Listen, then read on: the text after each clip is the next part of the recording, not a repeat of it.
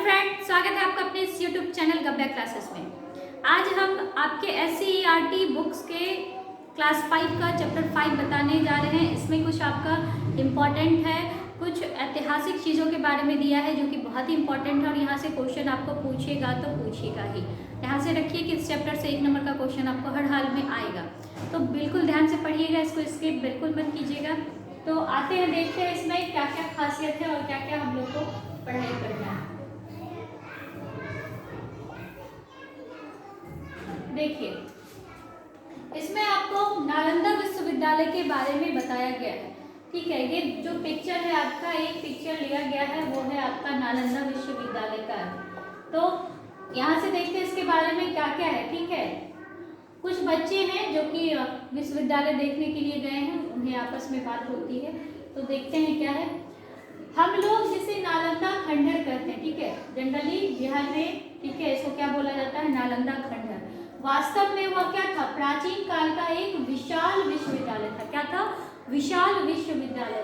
नालंदा विश्वविद्यालय संसार का प्रथम आवासीय विश्वविद्यालय था। यहाँ से क्वेश्चन आएगा, एकदम रिवीआई है, इसको नोट डाउन कर दीजिए। ठीक है, कि प्रथम विश्वविद्यालय, आवासीय प्रथम विश्वविद्यालय कौन सी थी, तो नालंदा विश्वविद्यालय प्रथम आवासीय विश्वविद्यालय थी। कहाँ की, तो पूरे विश्व की, इंडिया की भी नहीं, पूरे विश्व की। इसको बनाया किसने था, गुप्त सम्राट कुमार गुप्त। ठीक है, इसके देख रेख में इसकी क्या हुई थी, स्थापना हुई थी। कब हुई थी, 5वीं सदी में। कब हुआ था, तो 5वीं सदी में। उसके बाद पढ़ते हैं आगे।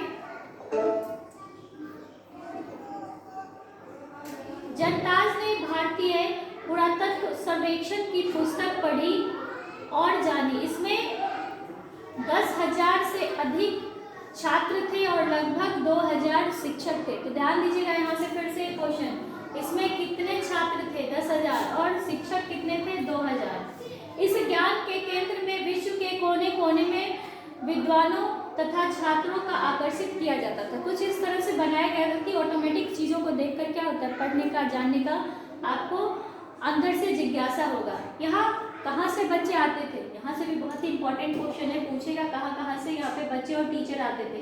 कोरिया, जापान, चीन, तिब्बत, इंडोनेशिया, ठीक है, तथा तुर्की आदि देश से लोग यहाँ क्या पढ़ने और पढ़ाने आते थे। इतना ये आपका फेमस था।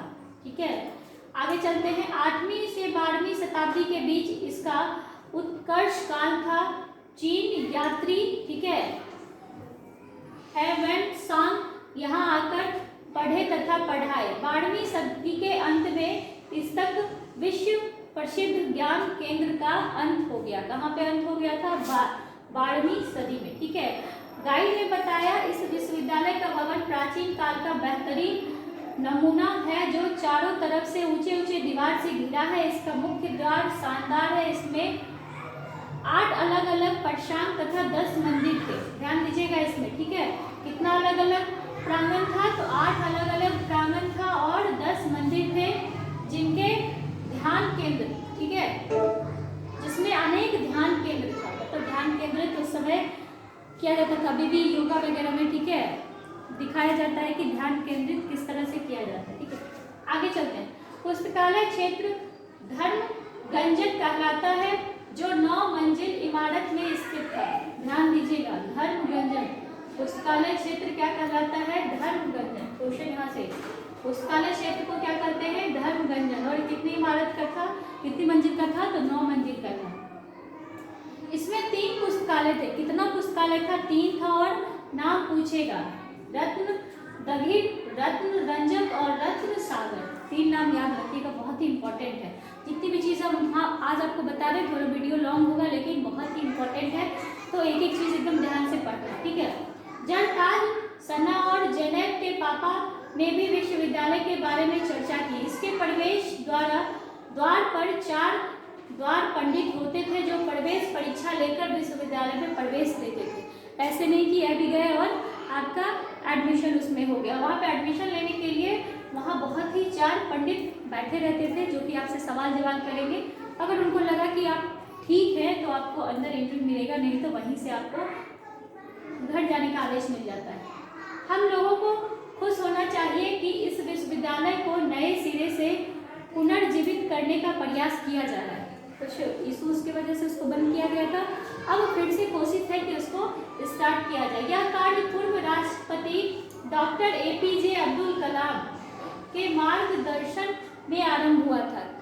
पुनः प्रारंभ किनके द्वारा, एक तो पहले कौन बनाया वो, और अभी फिर से बंद होने के बाद पुनः प्रारंभ कौन किया था, तो डॉक्टर APJ अब्दुल कलाम के मार्गदर्शन में ये आरंभ हुआ था। तथा नोबेल पुरस्कार सम्मानित भारत रत्न डॉक्टर अमर्त्य सेन एवं अन्य विशेषज्ञ की देखरेख में चल रहा था। इसके देखरेख में चल रहा है, यहाँ पे दिया हुआ है नाम उनका, ठीक है। प्राचीन विश्वविद्यालय की पुनर्स्थापना हम भारतवासियों के लिए गौरव माना जाता है। इसका पुनर्स्थापना जो हुआ है वो हमारे लिए क्या है, बहुत ही गौरव की बात है। उसके बाद यहाँ पे कुछ क्वेश्चन है, ठीक है। विश्व के प्रथम आवासीय विश्वविद्यालय का नाम अभी जस्ट बताएं। यह विश्वविद्यालय कहाँ है, इस विद्यालय में कहाँ कहाँ से छात्र आते थे, विश्वविद्यालय के भवन कैसे थे, इसके पुस्तकालय के बारे में लिखे। नालंदा विश्वविद्यालय पर जानकारी बच्चों को किन किन स्रोत से मिली। तो ये जो आपका क्वेश्चन है यहाँ से यहाँ तक सारा क्वेश्चन आपके लिए इम्पोर्टेंट है, ये वाला उतना इम्पोर्टेंट नहीं है। तो ये सारा आप क्या कीजिएगा, बना लीजिएगा रिविजन के तौर पे। जानकारी के स्रोत में क्या क्या हो सकता है, अपने साथी एवं शिक्षक पे चर्चा करें, ठीक है, कोई खास नहीं है। चलिए, बिहार के स्मारक, अब बिहार में कौन कौन से स्मारक हैं उनके बारे में थोड़ी सी जानकारी लेते हैं।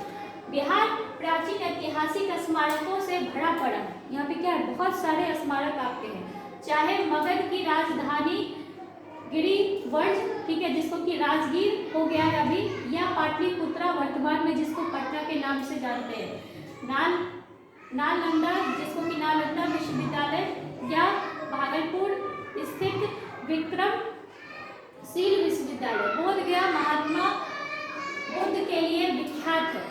ये सब जितना भी चीज़ है ये सब आपको इम्पोर्टेंट है, ठीक है। यहाँ पे बोध गया महात्मा बुद्ध की विख्यात है, ठीक है।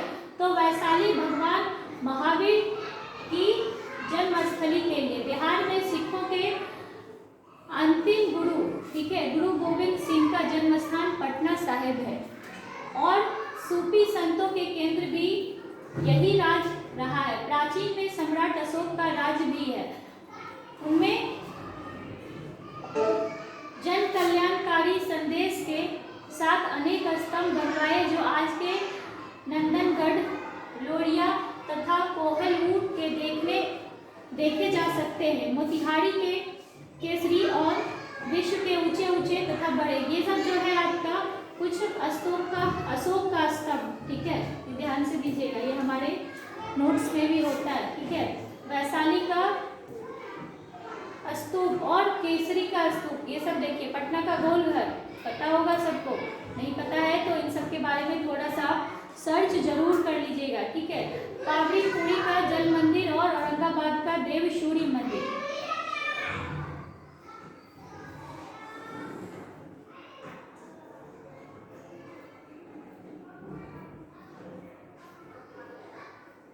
इसके बाद कुछ क्वेश्चन है, ठीक है।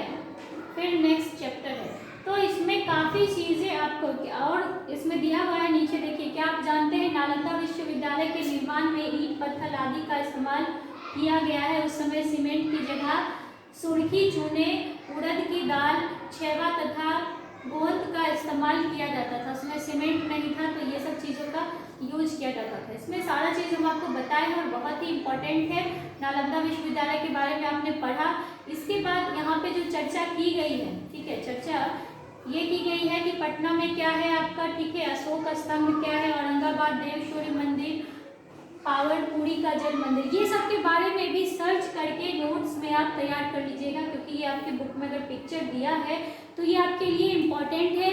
और एज ए टीचर आपको ये चीज़ आना चाहिए। हम स्टूडेंट की पढ़ाई नहीं कर रहे हैं, ठीक है, हम टीचर की पढ़ाई कर रहे हैं, तो कुछ आपको इनसे ज़्यादा नॉलेज होना चाहिए। तो ये सब के बारे में आपको जानकारी होनी चाहिए। नोट्स तैयार कर लीजिएगा, नहीं तो कमेंट बॉक्स पे आप हमको लिख सकते हैं कि आपको ये सारा चीज़ के बारे में डिटेल से जानना है। अगर आप नीचे नोट डाउन कीजिएगा तो फिर नेक्स्ट वीडियो में हम क्या करेंगे, इसका डिटेल से आपको लेके आएंगे। आज के लिए इतना ही है। आपका जो भी चीज़ बताए हैं सारा का नोट्स तैयार कर लीजिए। एकदम कंफर्म रखिए कि 8 मार्क्स यहाँ से आपका 100% क्लियर हो गया है, क्योंकि ये चैप्टर इतना इम्पॉर्टेंट है, एक छोड़ के 2 मार्क्स भी होगा मिनिमम की बात करें। तो ये था आज का हमारा लास्ट क्लास, और आपसे रिक्वेस्ट है कि जो भी इस चैनल को सब्सक्राइब नहीं किए हैं वो सब्सक्राइब कीजिए और अपने दोस्तों के साथ इसको शेयर कीजिए। Thank you.